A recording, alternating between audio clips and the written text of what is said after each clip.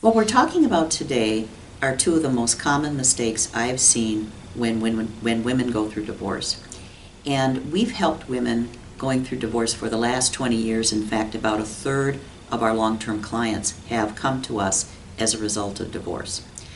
The first mistake that I have seen made, and it has very significant long-term ramifications, and it's also a very difficult decision to make, is when a woman keeps too much house. And oftentimes our clients going through divorce might have a house worth $800,000 or $1.5 million or $700,000. Everyone's different. And of course there's a natural tendency to want to keep that house for many, many good reasons. One might be not uprooting the kids, because it's a very good idea when the kids are going through a change, like a family going through divorce, to not change other things if one can avoid it, to keep other things the same. So that's very wise. But the problem is that in divorce, sometimes it's a good idea to move into a house that is a little smaller.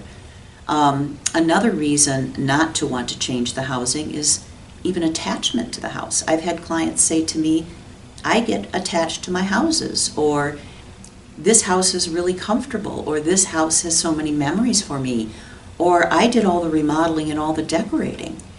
And so it's easy, I think, to perhaps be attached to the house. And sometimes when our marital relationship isn't as strong as we'd like it to be, we might attach to other things or other people, and in some cases the house might be that. But the problem with a house, and houses are wonderful things, but a problem with a house is that it's really more of a consuming asset than it is an investment asset. So we don't often maybe perhaps hear that from a real estate agent or maybe people in our family, but truly it's more of a consuming than it is an investment asset. Because a larger house can cost more money long term as long as we own it, in terms of utilities, in terms of landscaping, in terms of maintenance, etc., etc. And that can impact our finances long term. In addition, a house might appreciate in value, well, over the last 70 years, historically, houses have appreciated in value about 3% a year. Okay? So that's something. That's the part of a house. That's an investment asset. But a moderate portfolio, on the average, has appreciated over the last 70 years at about 7% per year. So if an individual has an asset worth $500,000 that appreciates 3% a year for 20 years, it grows to $900,000. Sounds good, right? But if instead it would grow at 7% a year, it would be worth $1.9 million.